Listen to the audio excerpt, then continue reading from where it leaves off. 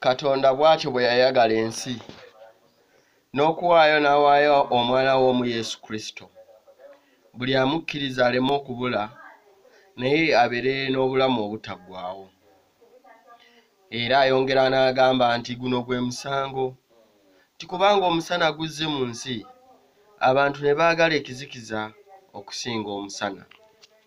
Ekyo kiki ekitegeeza muganda wange ggwe ndaba era mpuliriza? Katonda we yasalawo okuleka ebitiibwa bye ku nsi, n'ajja n'ayambala omubiri atufaanane era yeeyise nga ffe, n'akkiriza n'agondera okufa.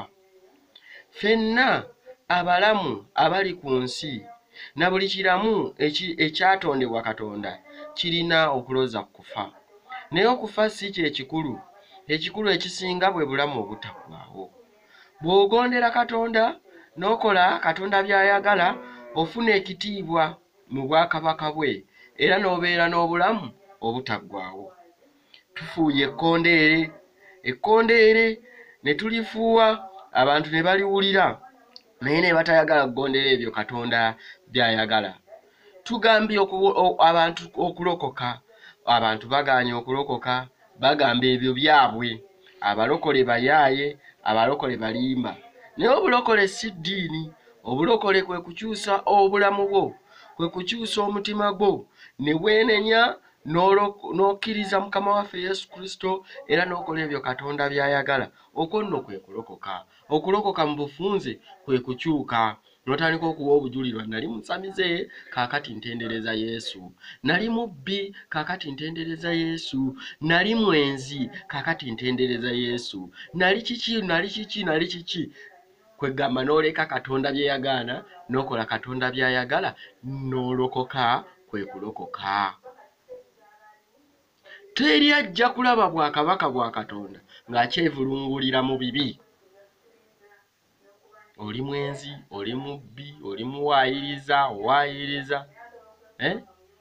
Abantu abamu mu nsi muno bakola ebintu nga balowooza oba bo tebagenda kufa, ne beerabira ekitiibwa eky'obwakabaka bwa Katonda. Owooluganda ke kiseera okyuse omutima gwo, okyuke odde eri Mukama. Mukama anaakwambaza ebitiibwa ebisinga ne bino ebitiibwa by'oyaayaanira ebyensi abalala balemedde mu buyinza. Leero bwe kituuka mu bakulembeze baffe Abafirika, oyinza okugamba bo nti okufa tekuliiyo. Eggulu kyekintu ekisinga obukulu. Mu nsi tuli bagenyi, tuyita mu buyisi tugenda. Wabula gye tugenda eyo gye tulina okukolerera nga tukyali mu nsi, nga tukola ebyekisa nga Yesu bwe yabikikola. Yagala mulirwanawo, w'abanaku ekyokulya. Ebyo bye bikulu n'ebirala ebyekisa. Mukama abawe omukisa buli alaba vidiyo eno mu linnya erya Yesu Kristo, Mwana wa Katonda asingira ddala okuba omulamu. Ekikulu kwe kwenenya n'okyuka n'oleka ebyo Katonda by'atayagala era n'okola Katonda by'ayagala. Olwo eggulu ggwe olirabye. Naye gwe ayagadde ekizikiza ng'omusana ogulaba, gukusinze ggwe wekka, ogwesingisizza ggwe wekka. Yesu yafa ku musaalaba kutununula olw'ebibi byaffe. Ffe twalibaddewa singa teyajja. Ekibi twandikizzeewa. Omusaalaba ogwo ge maanyi gaffe era ge maanyi agatuwanguza.